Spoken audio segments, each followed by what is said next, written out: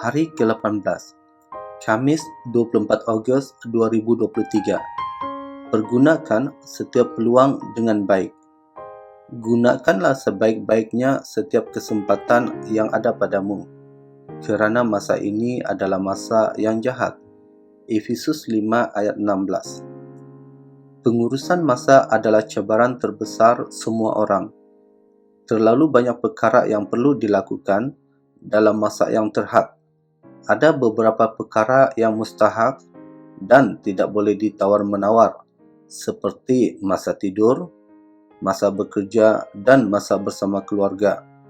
Selain daripada itu, ada banyak perkara penting yang memerlukan masa dan tumpuan, seperti bersenam, beriadah, beribadah, dan lain-lain. Pembahagian masa yang tidak seimbang akan memberi kesan buruk. Di sini, Paulus memberi alasan mengapa pengurusan masa amat penting, kerana kita sedang berada dalam zaman dujana. Mengapakah masa itu amat penting?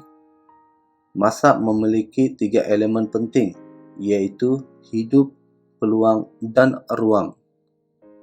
Masa adalah hidup. Setiap detik masa adalah seperti denyupan jantung kita. Setiap makhluk memiliki jangka hayat yang ditentukan oleh masa. Bagaimana kita menjalankan hidup kita menentukan jangka hayat? Masa adalah peluang. Setiap orang diberi 24 jam sehari atau 8.760 jam setahun. Setiap jam ini adalah peluang yang menentukan masa depan, sama ada baik atau buruk, berjaya atau gagal, sedih atau gembira. Masa adalah ruang. Masa menyediakan ruang, space, untuk seseorang menyediakan diri, menarik nafas panjang, memikir, atau menimbangkan sesuatu sebelum membuat keputusan muktamad. Ruang ini penting dalam hidup kita untuk merefleksi dan merenung sesuatu keadaan, memberi ruang kepada orang lain dan diri sendiri amat penting. Itu sebabnya Rasul Paulus berkata, pergunakanlah setiap peluang masa dengan sebaiknya, kerana ini zaman dujana. Ayat 16. Sekiranya kita gagal memanfaatkan masa, iaitu hidup, peluang dan ruang yang diberikan oleh Allah, maka kita tidak mampu bertahan dalam zaman dujana ini. Doa hari ini. Ya Tuhan, berikan kami hikmah dan kebijaksanaan dalam hal pengurusan masa. Banyak peluang baik yang diabaikan, ruang yang tidak dimanfaatkan, dan kehidupan yang diboroskan untuk hal-hal duniawi.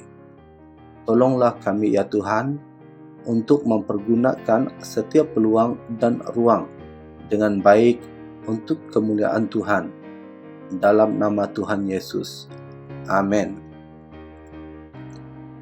Berdoalah agar gereja dengan pelayanan pusat, pengumpulan dan pengagihan makanan untuk orang miskin dan memerlukan mendapat bekalan yang baik untuk memenuhi keperluan mereka yang dilayani.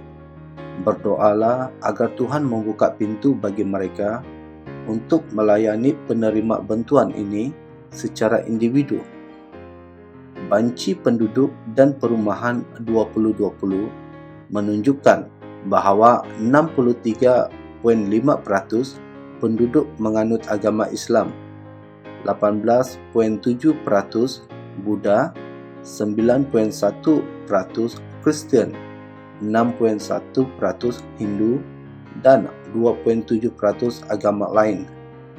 Berdoalah agar kebebasan beragama dapat ditegakkan dan dihormati oleh semua pihak yang berkepentingan dan pihak berkuasa, dan agar keharmonian dan persefahaman yang lebih erat antara kumpulan agama yang berbeza